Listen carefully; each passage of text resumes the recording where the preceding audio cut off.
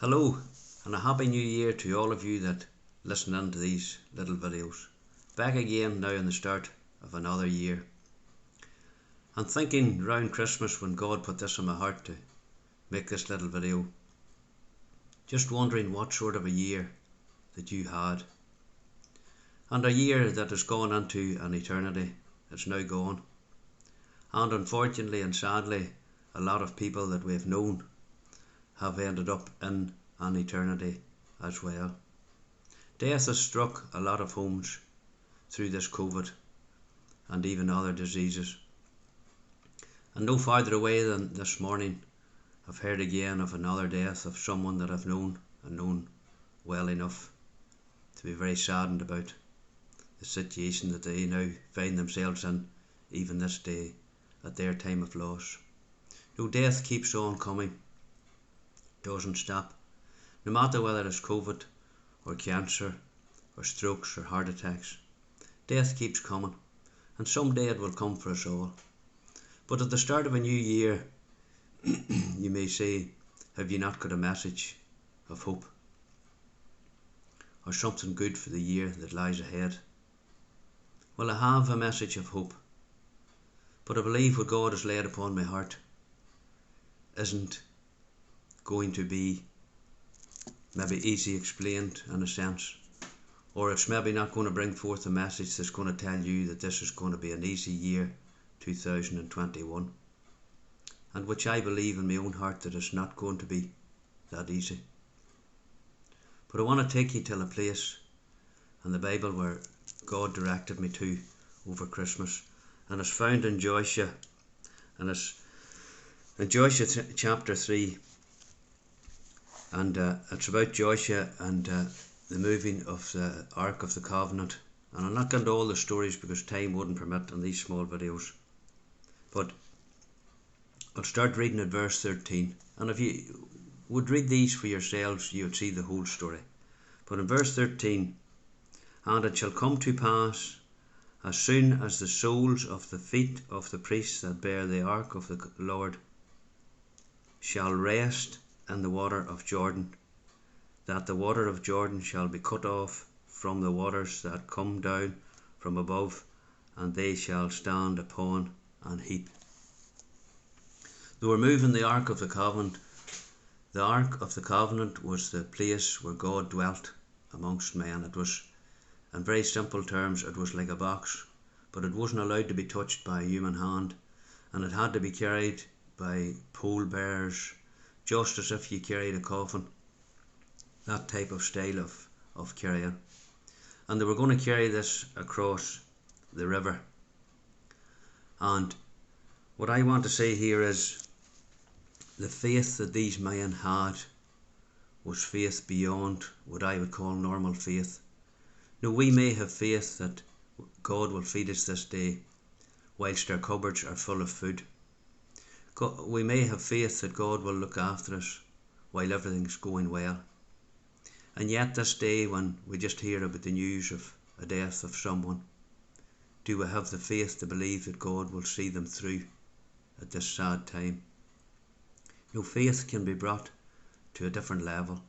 But this faith that these men had was, and if you can picture, if you're going to cross over a river, or going to the likes of Portrush to bring it down to maybe understanding level, and you wanted to get right across from Portrush to somewhere else, wherever it would take you, would you have faith enough to put your foot in the water and believe that the water would divide? These men had that faith. They were asked to do this, and they had faith enough to believe that when they put their foot in the water, it would divide. And so it did. But that is faith beyond waiting on food and waiting on God saying to you and food in the cupboard. No, faith was tried and tested here. But these men put their foot or their feet in the water, and the waters divided, and they walked through the river on dry land. And that is the faith that I believe we have to have in these days. It's not just a small faith that doesn't take us anywhere.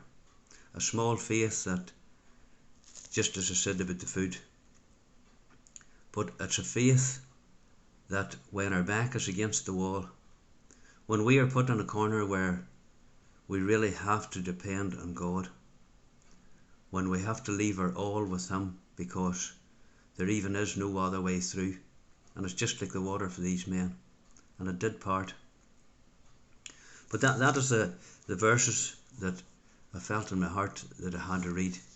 But I want to tell you a short story, and it is a very long story, and I couldn't tell it all to you. It took too long to read it, and my head wouldn't carry it all to explain it exactly as how it all happened. But it's a story about Joseph. And Joseph was a young boy. He was the youngest of a family, and his father had made him a coat of many colours. His brothers didn't like him. He had favour with his father, and he was well liked in his family.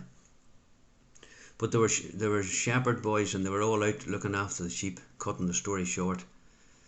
And Joseph was coming to the other ones of the family to help them out, and they had planned against him to kill him.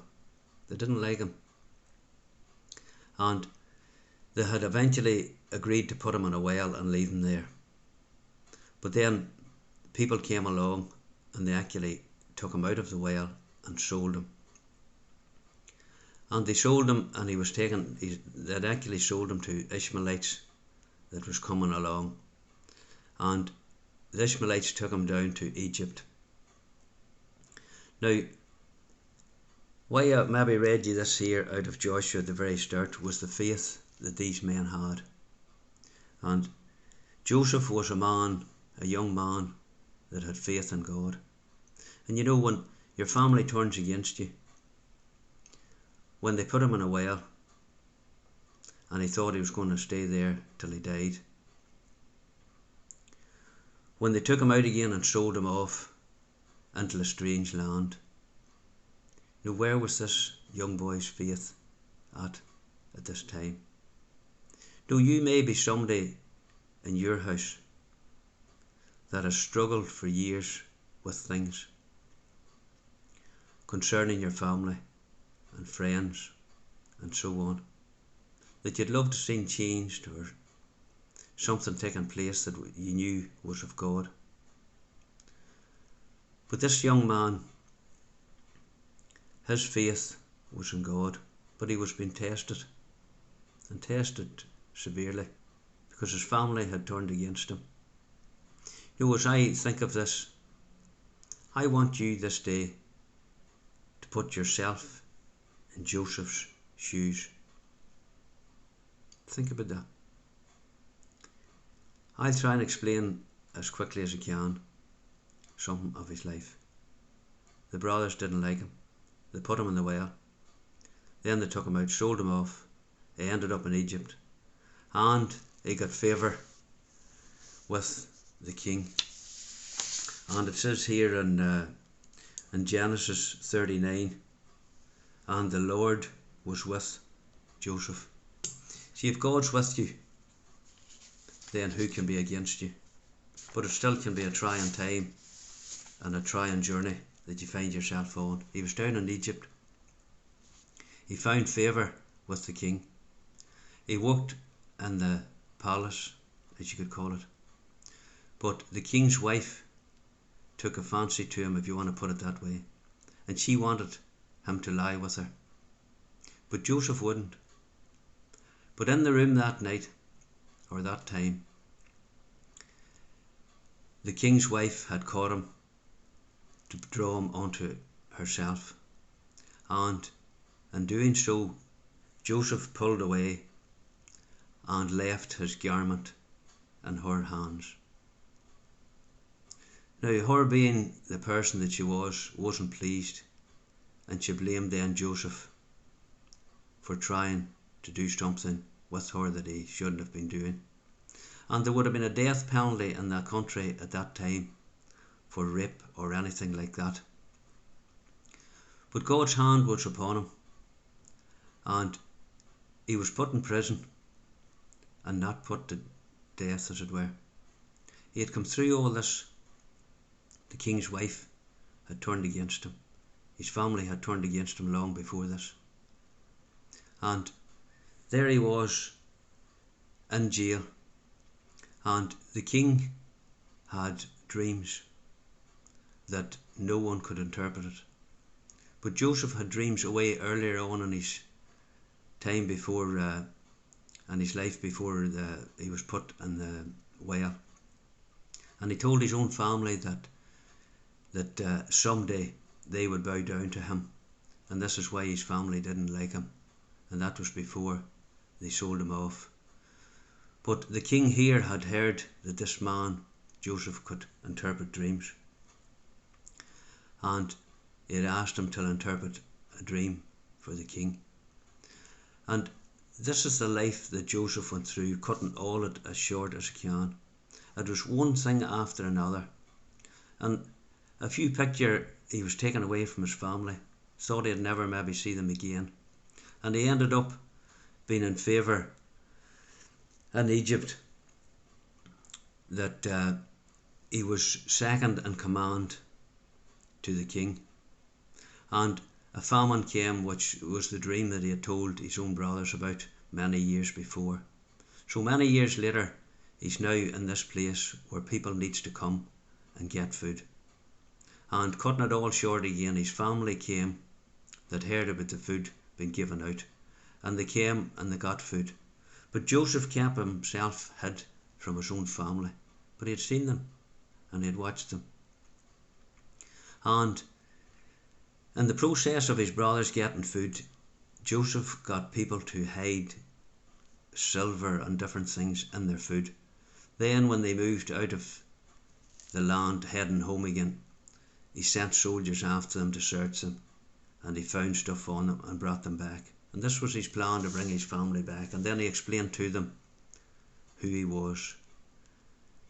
And he had that reunion with his family, and they did bow down to him. But it wasn't the bowing down to him that he wanted. He had met up with his family again, and he had got the opportunity in life to feed his family in their hour of need. Now, what I'm trying to say in this little story of Joseph, and it would take hours to read the whole story. If I've had a bad year last year, I am not saying that this year is going to be a better one. I don't believe what God has put in my heart, if I can bring it across the way that he put it there, that this year may be any better. You may still struggle, but like Joseph, the Lord was with Joseph.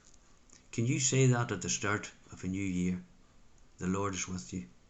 No matter what I have to go through, no matter what's going to take place in my life this year, the Lord is with me. I'm glad I can say that, because we are living in very uncertain days. The way politics is, the way this disease seems to be, and just the unsettledness within the world. Where do you stand this day concerning God? Do you know him as your Lord and your own and personal Saviour? That's what the Bible tells us, that the way that we should know him.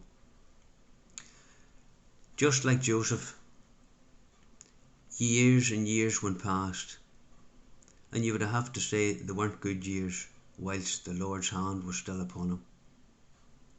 Never give up on what you believe in your heart to be right for God and for your family, for your friends and those that you care about and pray for.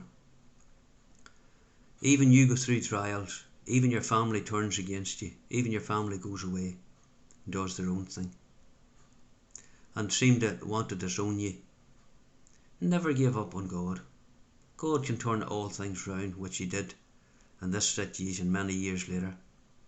And Joseph got to save his family concerning the food that he got them and gave them. Would you hold on this year to one thing, and that is your faith in God? Just like the story that I read at the very start, the men had to put their feet in the water before it separated. Though you may be tried to the limit this year, you may be taken to places in your own mental mind which you have never been before, It may be a cruel year. There may be death in the family.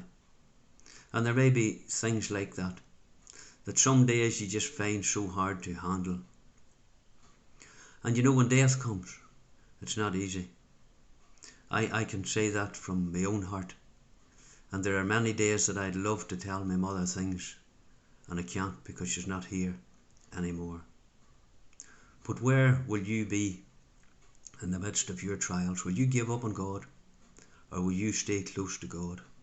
No, in the midst of it all, just to finish this little video, Joseph stayed close to God, yet his world around him seemed to fall apart, from his family, from the king's wife, from being put in jail. And yet he didn't give up, and he was fit to help his family at the last. Stay you close to God this year. And if you don't know him as your Saviour, you find him as your Saviour. Don't start another year, not in this land and the world that we live in, full of uncertainties. Death may come at any time, and you may be called home, just a breath away from heaven or hell. That's where we all are at, one breath away. You're only sure of the breath that you're breathing out. You're never sure of the next one that you breathe in. That's how uncertain life can be. But the certainty in the midst of all that was like Joseph. God's hand was upon him. Is he upon you? At the start of this new year, and I am not telling you that there's going to be a good year ahead even this year, because I believe there's not for a lot of people. But if you're in the shoes of Joseph and you're going through all these things and there seems to be no end to it, it seems to go on and on and on. God sometimes allows this for whatever reason it is. I can't explain it, but it is. And that's what he does. But if you stay close to him, just like Joseph, his prayers were answered and he got back to seeing his family and sorting them out. Find you God this day. And if you're not sure how, you can find all that in the Bible. And if you still can't even find that, if you want to ring me, ask me any questions, and there's even smarter people than I, but they will still point you to Christ, them that knows him as their Saviour. Let this be a good start to maybe a bad year, that you know Christ as your Saviour. God bless you all for now, and hopefully God will put something in my heart for Tuesday night, and we'll meet again in this way. God bless. Amen.